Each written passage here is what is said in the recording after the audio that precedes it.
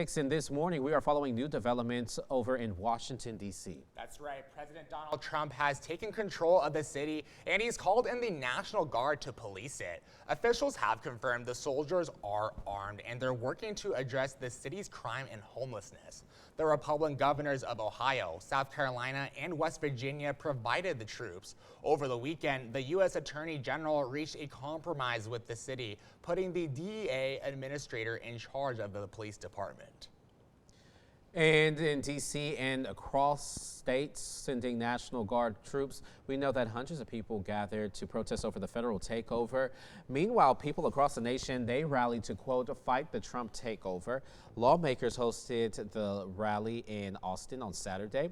Now, speakers there, they focused on redistricting and brought up Trump's changes to health care and tariffs.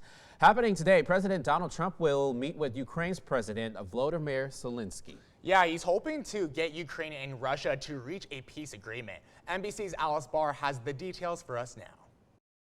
Today, the next step in the push for peace, with President Trump hosting Ukrainian President Volodymyr Zelenskyy at the White House, along with several European leaders signaling their support for Ukraine's interests and future security in any peace deal with Russia.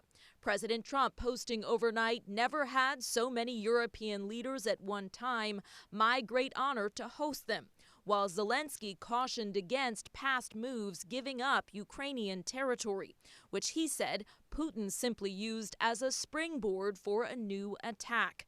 Russian President Vladimir Putin, fresh off his Friday summit in Alaska with President Trump, is demanding to keep the roughly 20% of Ukraine that Russia now occupies. Secretary of State Marco Rubio saying the U.S. is not pressing for that. If there's going to be a peace deal, it's not going to look like that. While defending the Trump administration's push for a broader peace deal over the ceasefire Ukraine and Europe want first, but Russia denied. President Trump had said there would be severe consequences if Putin said no. Secretary Rubio now saying imposing more sanctions imperils negotiations. The minute he takes those steps, all talk stop. Democrats slamming the administration's approach and Putin's red carpet treatment in Alaska. And so Putin walks away with his photo op with zero commitments made and zero consequences. What a great day for Russia. Special Envoy Steve Witkoff saying Russia did agree to strengthened security guarantees for Ukraine, noting there are plenty of details to discuss when Ukraine gets its seat at the table today. President Trump also posted overnight that Zelenskyy could end the war almost immediately, while appearing to refer to more of Putin's demands to stop the Russian assault. The president saying there's no getting back Crimea, ceded more than a decade ago, and no Ukraine joining NATO. In Washington, Alice Barr, NBC News.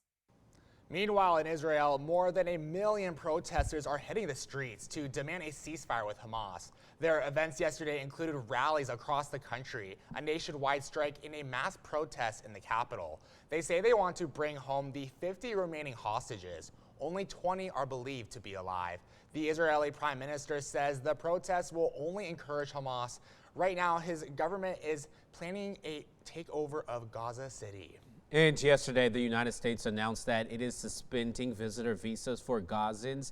So the Secretary of State says that they found evidence that some organizations arranging visitor visas have ties to terror groups like Hamas.